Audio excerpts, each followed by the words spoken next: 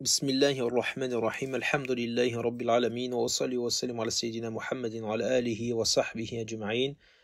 اللهم لا علم لنا إلا ما علمتنا إنك أنت العليم الحكيم. اللهم علمنا ما ينفعنا وانفعنا بما علمتنا وزدنا علما يا رب العالمين. أما بعد, nous continuons donc dans la présentation et la citation des différentes thématiques concernant les ajza du Coran et nous sommes arrivés au juz numéro 3 qui sera récité bi'ivnillah ta'ala dans la plupart des mosquées ce soir, Inch'Allah ta'ala, au troisième, dans la nuit du troisième jour du mois de Ramadan. Le début de ce juz débute donc à la sourate al-Baqarah, le verset 253, et vient se terminer à la sourate numéro 3, Ali Imran, au verset 92. Donc ce juz-là chevauche en réalité deux sourates, la fin de la sourate al-Baqarah et le début de la sourate Ali Imran. Le hizb, quant à lui, si on coupe en hizb, le premier hizb s'arrêtera au début de la sourate Ali Imran, au verset 14, le hizb 5, et donc le hizb 6 débutera au verset 15 de la sourate Ali Imran. Alors il y a différentes thématiques. La première thématique par laquelle commence ce juz-là, eh bien, c'est les différents degrés des prophètes et des messagers, et les attitudes des gens à leur égard. C'est-à-dire qu'Allah subhanahu wa ta'ala nous informe qu'il a élevé certains messagers et certains prophètes au-dessus d'autres. Et cela, en réalité, est lié à la mission qu'ils ont eue. Et également à l'affrontement qu'ils ont dû avoir à l'affront qu'ils ont eu vis-à-vis de leur peuple ou vis-à-vis des personnes à qui ils ont été envoyés, également ce qu'ils ont pu subir et leur message, la portée également de leur message. Donc Allah subhanahu wa ta'ala nous annonce cela, également l'attitude des personnes, c'est-à-dire ceux qui ont mécru par exemple en eux, parmi certains qui ont divisé ou qui se sont divisés lorsqu'ils ont reçu ces messagers. Ensuite, juste après ces versets-là, Allah subhanahu wa ta'ala nous appelle à donner de ses biens. La deuxième thématique, c'est l'appel au don et à donner de ses biens avant qu'arrive ce jour justement où plus rien ne sera échangeable ce jour-là, ni commerce, ni amis, ni soutien. Et pour prévenir de ce jour grave, eh bien Allah subhanahu wa ta'ala nous appelle à dépenser de nos biens durant notre vivant. La thématique suivante, si c'est une thématique, mais en tout cas c'est le verset du trône, Ayatul Kursi, ce verset énorme, ce verset qui est le verset numéro 255 de la sourate al-Baqarah. Il arrive ici, il se trouve donc dans ce troisième juz, au début de ce troisième juz. Ce verset-là, comme vous le savez, comme il est rapporté dans le hadith, c'est le verset donc du trône qu'on appelle, et c'est le verset où c'est le chef des versets, c'est le maître des versets, comme il le dit le prophète dans ce hadith, il dit il n'est pas récité dans une maison sans que le diable s'en échappe.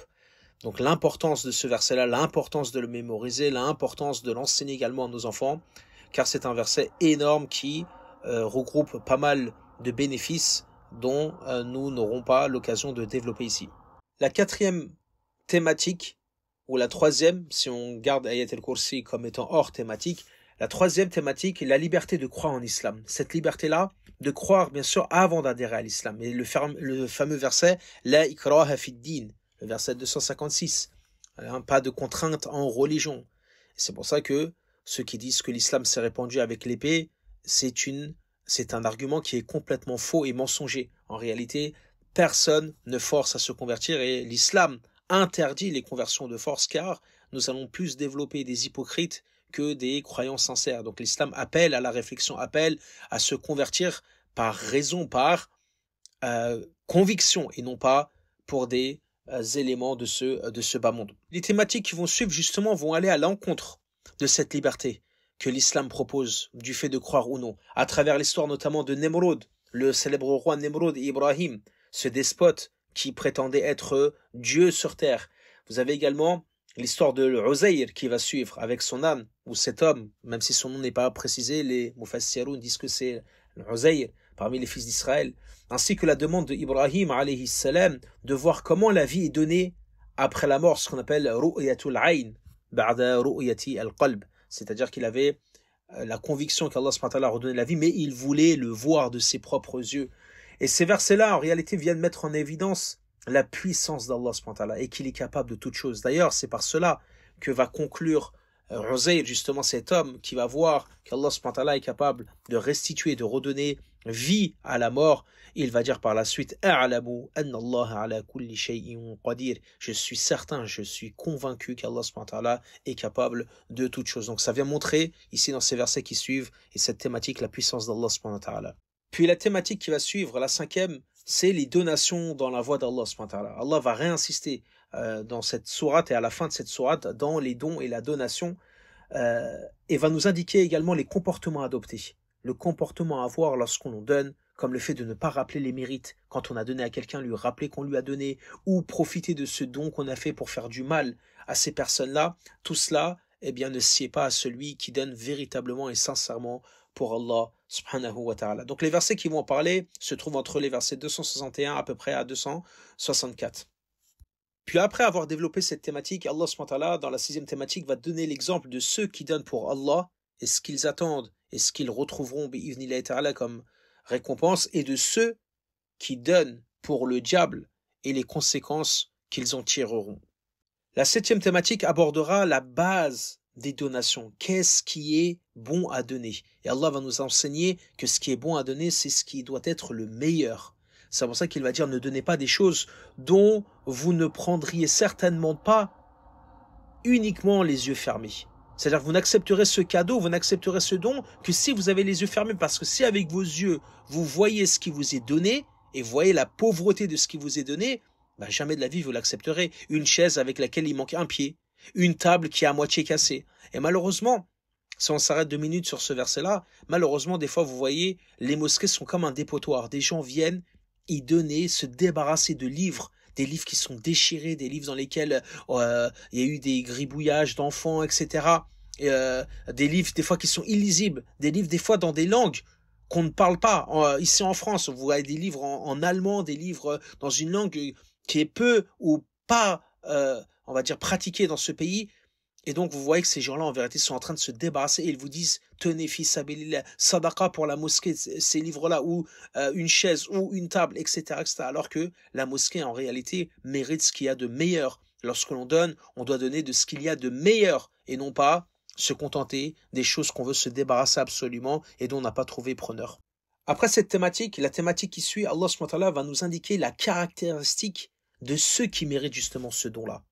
Après avoir parlé donc des dons, du comportement à avoir, de la base, il nous parle Allah de ceux qui méritent ces dons-là et c'est pas forcément ceux qu'on estime des fois. C'est pour ça qu'Allah va nous indiquer qu'il y a des gens qui sont dans la difficulté, qui sont dans une privation, mais par honneur, par dignité, ils ne le montrent pas. Et ce sont ces gens-là en réalité qu'il faudrait rechercher, qu'il faudrait trouver pour vraiment aider et non pas ceux qui peuvent des fois en apparence faire partie de ceux qui mériteraient et qui ne le méritent pas forcément. Pour rester encore dans la thématique des biens, puisque vous voyez que les thématiques qui se suivent dans la fin de la sourate sont liées à ce qu'on appelle donc les biens, le mu'amalat et autres, Allah subhanahu wa ta'ala, dans le 9e thématique ici, va nous parler du danger de l'usure et de ses effets. Les versets qui interdisent l'usure, les intérêts et autres viennent à la fin de la sourate Al-Baqarah.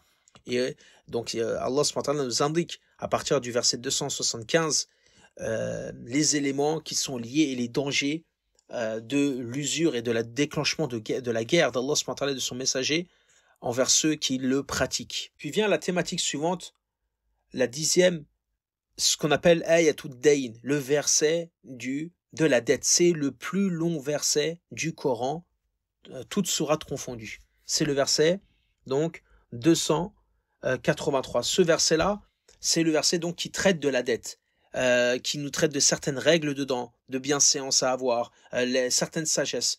C'est comme si Allah subhanahu wa ta'ala a utilisé ce verset qui est le plus long en réalité. Il n'y a pas un verset qui est plus long que celui-ci, comme pour nous indiquer l'importance de préserver les relations entre les humains, surtout concernant leurs biens, et d'appliquer l'équité et la justice en tout lieu.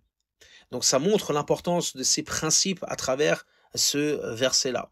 Puis les thématiques avec lesquelles Allah subhanahu wa ta'ala va conclure cette sourate, il va nous parler donc des règles du gage. Le gage, quand on a emprunté et qu'on laisse quelque chose à quelqu'un en gage, en contrepartie ou en caution comme on dirait, et les règles qui sont liées à cela. Puis les 3 dernières thématiques de cette sourate-là vont être liées à la puissance divine et en apportant certaines preuves. Puis les fondements de la foi. Aman al-Rasoul, les deux célèbres derniers versets de Surat al-Baqarah. Justement, Allah subhanahu wa ta'ala va parler des fondements de la foi en nous citant les piliers de la foi. Puis, dans la dernière thématique, Allah va nous indiquer la facilité qu'il nous a donnée dans cette religion concernant nos responsabilités, ce qui incombe en finissant par des invocations, qui sont des invocations majestueuses à mémoriser. Ces deux derniers versets-là, ou ces derniers versets-là, le prophète sallallahu alayhi wa sallam nous l'enseigne, il nous dit dans le Sahih de Bukhari, il nous dit Man qara al-ayatayn min akhir surat al-Baqarah fi layla kafatah. Celui qui récite les deux derniers versets de surat al-Baqarah la nuit, elles lui seront suffisantes en termes de protection. Donc il faut également les mémoriser ces deux derniers versets de surat al-Baqarah, bi'idhnillah ta'ala, et les réciter avec assiduité les soirs avant d'aller dormir, les réciter à ses enfants et autres. Et donc ainsi la surat al-Baqarah s'achève, mais pas encore le premier hizb. Nous sommes encore à quelques pages ou à 2 pages de la fin du premier hizb et les thématiques vont se poursuivre. Donc dans la sourate Al-Imran, donc la sourate numéro 3, et la première thématique qui va se dégager directement, c'est les caractéristiques d'Allah subhanahu wa ta'ala et la révélation des livres célestes. Allah donc va nous donner certaines de ces caractéristiques, donc notamment le Hayyul Qayyum, on retrouve le début de ce qu'on retrouve dans le début de la sourate ou du verset du trône. Et ensuite Allah va nous parler des livres célestes qu'il a révélés et que c'est une vérité et que le Coran vient parachever cela. Ensuite, la 16e thématique, Allah va aborder ce qu'on appelle les versets univoques et les versets équivoques du Coran et le comportement que le musulman doit avoir face à ces versets. C'est comme il nous dit Allah subhanahu wa ta'ala que c'est une épreuve qu'il a envoyée pour voir le comportement des gens. Et donc, les versets qui sont univoques, les versets qui traitent donc des obligations qui sont compréhensibles, qu'il n'y a pas de grandes difficultés, voilà, c'est sur ça qu'on doit se baser et c'est la base en réalité du Coran et c'est la base sur laquelle le croyant doit se placer et doit mettre en pratique. Ensuite, ce qu'on appelle mutashabihat, donc les muhkamat et le mutashabihat qui sont donc les versets dits équivoques, eh bien il faut les laisser, il faut y croire. Comme Allah subhanahu wa ta'ala nous le dit, il dit justement ceux qui sont ancrés dans la religion, ils savent que cela provient d'Allah et ils disent nous y croyons car tout cela provient d'Allah subhanahu wa ta'ala. Et ne pas chercher car, déjà premièrement, Allah ne nous a pas demandé forcément de chercher, de trouver des réponses à ces éléments-là. Et deuxièmement, ça ne rajoute rien à la pratique musulmane et rien à la foi islamique. Donc, il ne nous est pas demandé de trop rester derrière, car il y a l'égarement qui se cache derrière, en réalité, le fait de courir et de s'adonner qu'à ces éléments qui sont liés à l'invisible. 7e thématique va nous indiquer la destination finale de ceux qui se sont fait tromper par leurs biens et leurs enfants ici-bas en pensant que ça sera source de richesse et source de force, alors que ça va être source de regret pour ceux qui se sont habitués ou qui se sont appuyés que sur cela. La thématique numéro 18, Allah va nous indiquer l'amour de ce bas monde. Et en nous indiquant qu'est-ce qui est meilleur que cela. Comme pour nous dire que l'être humain doit aimer, c'est ce qu'on remarque. L'être humain doit croire en quelque chose. L'être humain doit aimer. L'être humain doit détester. Et en fait, l'islam nous indique que Allah nous a créés avec ces sentiments-là, avec ces envies-là, mais il nous les oriente. Voilà où on doit les orienter. Voilà ce que vous devez aimer. Voilà ce que vous devez détester pour votre bien ici-bas. Voilà ce dont en quoi vous devez croire, car l'être humain sera forcé de croire en quelque chose. Les gens qui vous disent je ne crois en rien, en réalité ils croient en quelque chose. Je crois en moi, je crois en la science, je crois en ma petite étoile, je crois en ceci, je crois en cela. Donc on se voit bien que l'être humain a ce vide, et ce vide-là doit être remplacé ou doit être rempli par le bon liquide, et celui-ci c'est celui de l'islam et de la religion d'Allah subhanahu wa ta'ala.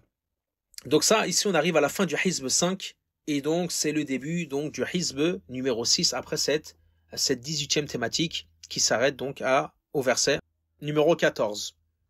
Dans la thématique suivante, la numéro 19, Allah subhanahu wa ta'ala nous informe que la religion qui est agréée auprès de lui, c'est l'islam. Allah nous parle également de certaines catégories de ceux qui ont cru ou de ceux qu'il met en avant parmi les gens de foi, des gens qui donnent fi sabilillah, des gens qui font l'istighfar avant la prière du matin, qui demandent pardon à Allah, et d'autres catégories à ce niveau-là. Puis il indique la religion agréée auprès de lui. La 20e thématique, Allah nous annonce la récompense de ceux qui ont assassiné les prophètes et se sont détournés de la voie divine et les conséquences liées à cela. Dans la thématique numéro 21, Allah va nous parler de notions d'alliance et de désaveu, c'est-à-dire qui nous devons prendre en allié en tant que croyants et qui nous devons en vérité ne pas prendre en tant qu'alliés et nous désavouer. Dans la thématique numéro 22, Allah va nous parler donc de l'obéissance et le suivi comme étant la base de l'amour divin. Et donc du célèbre verset, le verset numéro 31, où Allah va dire à son messager, dis-leur, si jamais vous considérez ou vous pensez aimer Allah, alors suivez-moi, Allah vous aimera alors. Donc si vous aimez Allah, suivez ma voie, suivez la voie du prophète sallallahu alayhi wa sallam. Donc il met en avant les conditions pour obtenir cet amour divin. Thématique numéro 23, le choix des prophètes. Allah subhanahu wa ta'ala va nous indiquer que c'est lui qui a choisi certaines familles, certains prophètes parmi d'autres de ses créatures. Et ensuite, il va y avoir le suivi donc de l'histoire de Zacharia. Donc Zacharia, le prophète Zacharia, Yahya, donc avec sa demande pour obtenir un fils, donc Yahya, l'histoire de Maryam, alayhi salam, et comment sa mère a été enceinte et comment elle l'a enfanté et la discussion qu'elle a eue avec son Seigneur subhanahu wa ta'ala. Puis la 24e thématique sera suivie de l'histoire de Jésus pour aller donc dans la chronologie, donc sa naissance, son envoi, ses différents miracles qu'il va obtenir de la part d'Allah subhanahu wa ta'ala.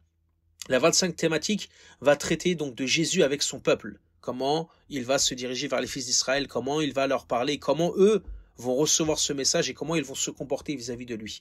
La 26e thématique ensuite, Allah subhanahu wa ta'ala aborde et appelle plutôt l'humanité et surtout les gens du livre au tawhid, à l'unicité d'Allah subhanahu wa ta'ala, tout en évoquant la réalité de la voie d'Ibrahim alayhi salam, puisque les juifs se prétendent d'Abraham, les chrétiens se prétendent également suivre la voie d'Abraham, et donc l'islam va venir montrer la réalité de la voie d'Ibrahim alayhi salam et de montrer que l'islam est le suivi justement de la voie d'Ibrahim, tout en se désavouant des changements qui ont été opérés par ces deux religions. La 27e thématique, Allah subhanahu wa ta'ala va nous parler de ceux qui prennent en dérision sa religion et de leur comportement à travers certains versets. La 28e thématique ensuite qui va suivre dans la fin de ce hizb, la notion de dépôt et de serment chez les juifs. Et Allah va nous indiquer comment ces gens-là s'occupent lorsqu'on leur laisse des biens pour qu'ils nous les gardent ou lorsqu'ils vont jurer et comment beaucoup d'entre eux justement n'ont très peu ou peu de paroles là-dessus.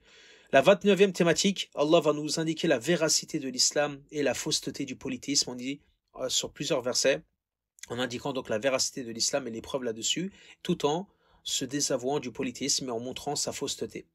La 30e thématique, le pacte qu'Allah subhanahu wa ta'ala a pris des prophètes. Ce célèbre pacte où il va indiquer aux prophètes, lorsqu'un autre prophète viendra, confirmez ce qu'il y avait dans votre livre, vous le soutiendrez, vous croirez en lui et vous l'accompagnerez. Est-ce que vous acceptez ce pacte et ce contrat avec moi? Et les prophètes vont accepter ce pacte-là. C'est comme si ce pacte-là engageait en vérité les communautés. Et vous voyez bien que les communautés, malheureusement, n'ont pas respecté que ce pacte-là. Les Juifs, les fils d'Israël auraient dû suivre Jésus, ils ont refusé. Puis par la suite, les gens du livre auraient dû suivre l'islam, ou certains d'entre eux ont refusé cela. La 31e thématique, Allah va nous parler de la foi en tous les prophètes et messagers sans exception. On va nous indiquer qu'il est demandé de croire en tous les prophètes et tous les messagers, ceux qui ont été cités comme ceux qui n'ont pas été cités, et cela sans exception. La 32e catégorie et avant-dernière catégorie de ce juz, puisqu'il y a 33 thématiques, comme on a pu en dégager 33 thématiques, c'est la catégorie des mécréants. Allah subhanahu wa ta'ala va nous citer la catégorie ou les catégorisations de mécréants. Dans les versets 90 et 91, ces trois catégories de mécréants, ceux qui ont mécru après avoir reçu donc la foi, puis ensuite se sont repentis et ont été sincères dans leur repentir. Donc il nous parle de cette première catégorie et dont Allah subhanahu wa ta'ala accepte le repentir. Ensuite, il nous parle de la catégorie de ceux qui ont mécru en Allah subhanahu wa ta'ala, puis ensuite qui sont revenus et ensuite ils sont encore remécrus. Puis il nous parle de ceux qui ont mécru, qui sont morts dans cet état-là, qu'Allah subhanahu wa ta'ala nous en préserve et qui nous maintienne sur l'islam jusqu'à la mort. Puis finit par la 33e thématique, la piété ne s'atteint que par le fait de donner ce qui nous est le plus cher. Allah subhanahu wa ta'ala va nous dire ce célèbre verset qui est fort, vous ne pourrez atteindre réellement la piété que quand vous donnerez fi sabilillah en don ce que vous aimez le plus, ce qui vous est le plus cher. Et donc Allah va dire vous ne donnez pas une chose en don sans qu'Allah subhanahu wa ta'ala soit au courant, ou Allah subhanahu wa ta'ala est au courant de cela. Le verset 92, à travers lequel le juz se termine, ce troisième juz se termine, ainsi que le hizb numéro 6. Voici donc les thématiques que comportait ce juz. Subhanakallahumma wa bihamdik, ashhadu an la ilaha illa ant, astaghfiruka wa atubu ilayk. Allahumma salli wa sallim wa barik ala sayyidina Muhammadin wa ala alihi wa sahbihi ajma'in. Subhana rabbika rabbil izzati amma yasifun, wa salamun ala al-mursalin, walhamdulillahi rabbil alamin. Wallahu a'lam, wassalamu alaykum wa rahmatullahi ta'ala wa barakatuh.